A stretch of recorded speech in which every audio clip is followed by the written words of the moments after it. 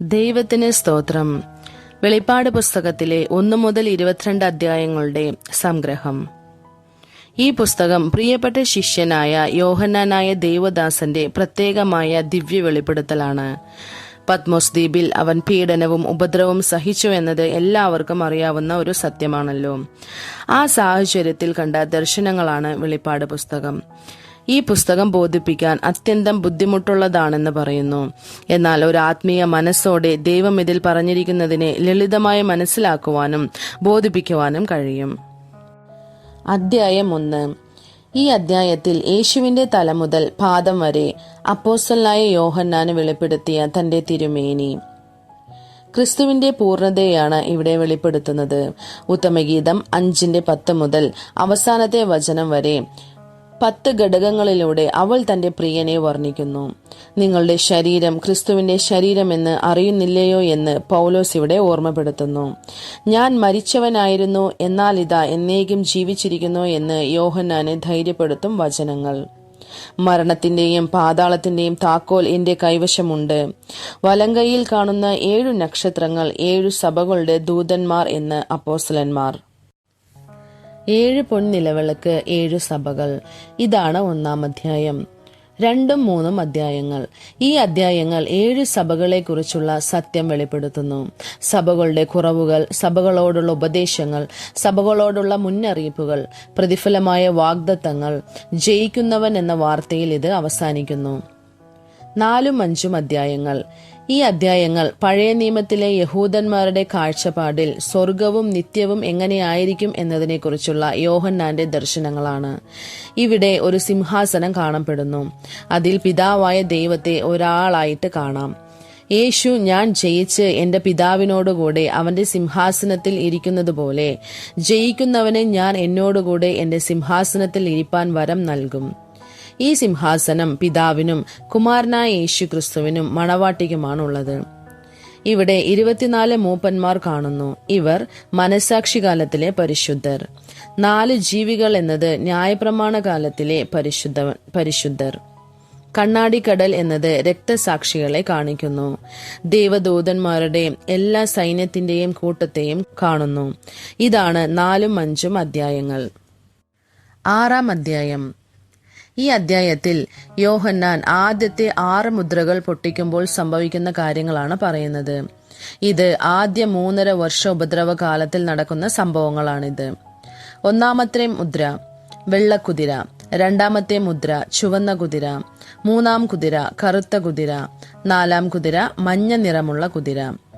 ഈ 4 മുദ്രകൾ പൊട്ടിക്കുമ്പോൾ അന്തിക്രിസ്തുവിനാൽ വരും ഉപദ്രവത്തെയാണ് നമുക്ക് കാണാൻ പറ്റുന്നത്. ഇത് യേശുവിന്റെ വരവിൽ എടുത്തുകൊള്ളപ്പെടാതെ കൈവിടപ്പെട്ട സഭയ്ക്ക് വരും ഉപദ്രവങ്ങൾ. 5-ാം മുദ്ര 6-ാം മുദ്ര പൊട്ടിക്കുന്നത് അതിന്റെ തുടർച്ചയാണ് യോഹന്നാൻ കാണുന്നത്. ഇതാണ് 6-ാം അധ്യായം.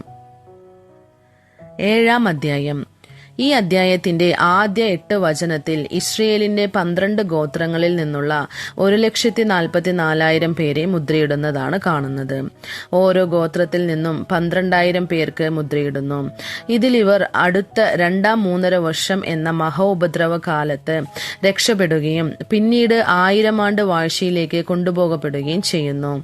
9-ാം വചനം മുതൽ അവസാനത്തെ വചനം വരെയുള്ളതിൽ കാണപ്പെടുന്ന മറ്റൊരു കൂട്ടം ആദ്യ 3.5 വർഷത്തിലെ രക്തസാക്ഷിയായി മരിച്ചവർ ഉയിർത്തെഴുന്നേറ്റ് അവർ ഏത് അവസ്ഥയിലാണ് ഇപ്പോൾ ഉള്ളത് എന്നാണ് യോഹന്നാൻ കാണുന്നത്. ഇതാണ് 7-ാം അധ്യായം. 8-ാം അധ്യായം. ഈ അധ്യായത്തിൽ 7-ാം മുദ്ര പൊട്ടിച്ചപ്പോൾ ഏകദേശം അരമണിക്കൂറോളം മൗനതയുണ്ടായി. അതിനുശേഷം ഭയങ്കരവും വേദനയുള്ള ന്യായവിധികളെയാണ് നമുക്ക് കാണാൻ കഴിയുന്നത്. ഇത് 2-ാം 3.5 വർഷത്തിൽ നടക്കും മഹാ ഉപദ്രവത്തെ കാണിക്കുന്നു. ഇവിടെ ആദ്യം 4 കാഹളങ്ങൾ ഊതുമ്പോൾ നടക്കുന്ന സംഭവങ്ങളെയാണ് യോഹന്നാൻ കാണുന്നത്.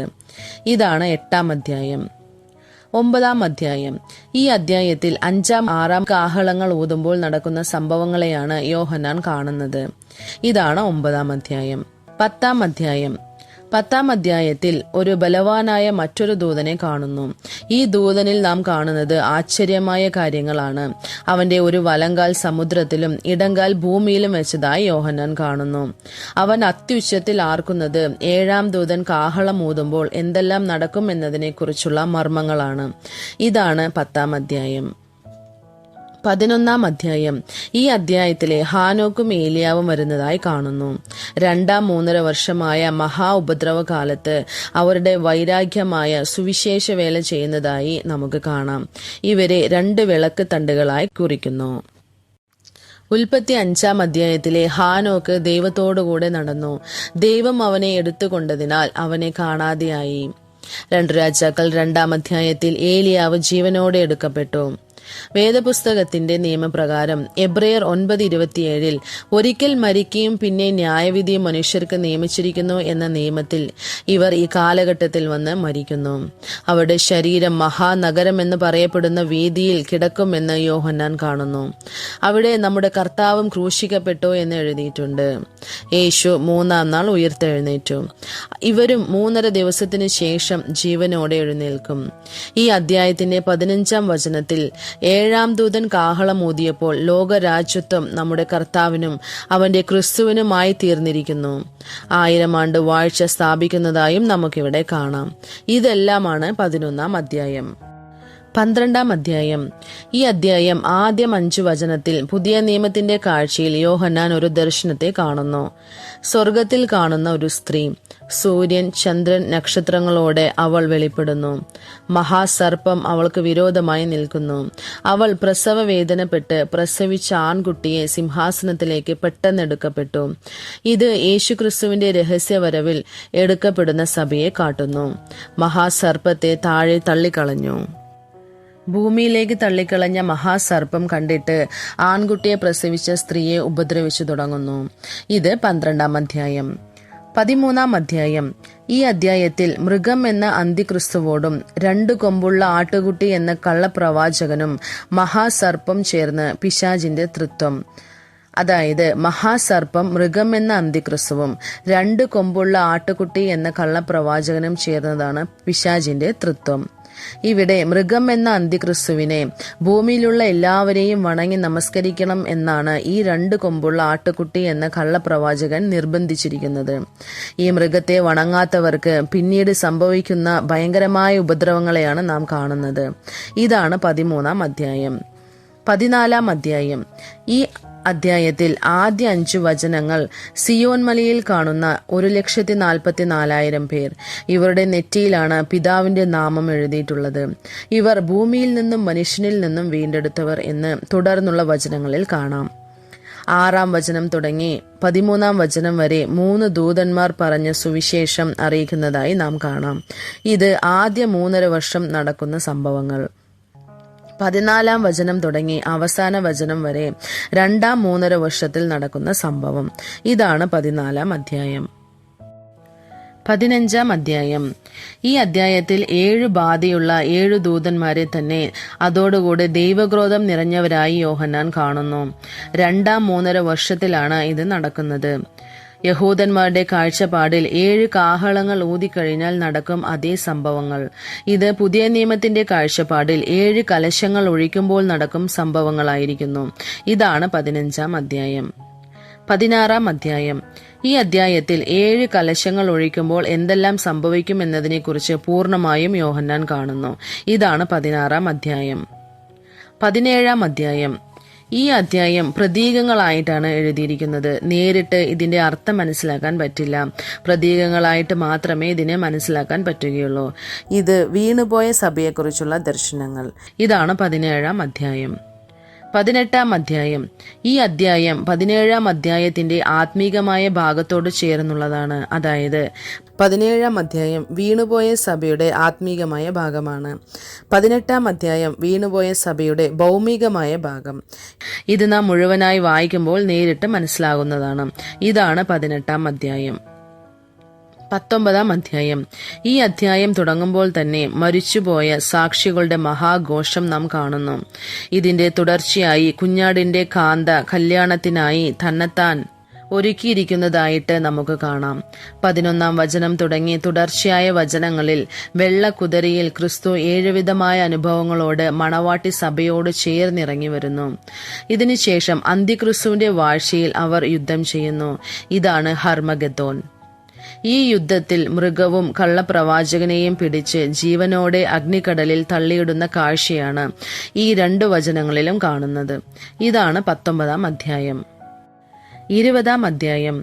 ഈ അധ്യായത്തിൽ ആദ്യ 3 വചനത്തിൽ മഹാസർപ്പം പാതാളത്തിൽ അടച്ചു വെച്ചിരിക്കുന്നതായി നമുക്ക് കാണാം. തുടർച്ചയായി 1000 ആണ്ട് വാഴ്ച തുടങ്ങുന്നു. 5-6 വചനങ്ങളിൽ ആദ്യ ഫലമായി മരിച്ചവരുടെ ഇടയിൽ നിന്ന് ഉയർത്തിരിക്കുന്നു എന്ന് കാണുന്നു. 1 കൊരിന്ത്യർ 15:23 ഓരോരുത്തരും താന്റെ നിരയിലെത്രേ എന്ന് പൗലോസ് പറയുന്നു. ഇത് ഉയർക്കുന്നതിന്റെ 7 നിരകളെ കാട്ടുന്നു. ആദ്യം ഉയർത്തെഴുന്നേൽക്കുന്നത് എന്നത് ഉയർത്തെഴുന്നേൽക്കുന്നതിൽ ആദ്യം 5 നിരകൾ. ഇവർ ഉയർത്തെഴുന്നേറ്റ് 1000 ആണ്ട് വാഴ്ച ചെയ്യുന്നു. അതിനുശേഷമുള്ള 2 നിരകൾ 1000 ആണ്ട് വാഴ്ചയ്ക്ക് ശേഷം ജീവനോടെ ഉയർത്തെഴുന്നേൽക്കുന്നതാണ്. ഇത് 2ാം ഉയർത്തെഴുന്നേൽപ്പ്. അതായത് ആദ്യം 5 നിരകൾ ആദ്യമായി ഉയർത്തെഴുന്നേൽക്കുന്നത്, പിന്നെ 2 നിരകൾ 2ാം ഉയർത്തെഴുന്നേൽപ്പ്.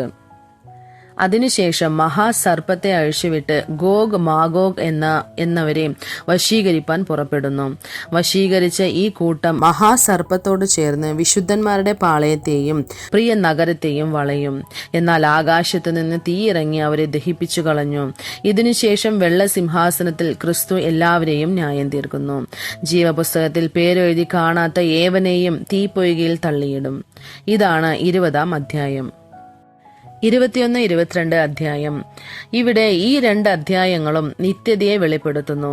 യഹൂദന്മാരുടെ കാഴ്ചപ്പാടിൽ 4-5 അധ്യായത്തിൽ നാം കണ്ട നിത്യത ഇവിടെ പുതിയ നിയമത്തിന്റെ കാഴ്ചപ്പാടിൽ 21-22 അധ്യായങ്ങളിൽ നാം കാണുന്ന നിത്യത. ഇവിടെ പുതിയ ഭൂമി പുതിയ ആകാശത്തെ നാം കാണുന്നു.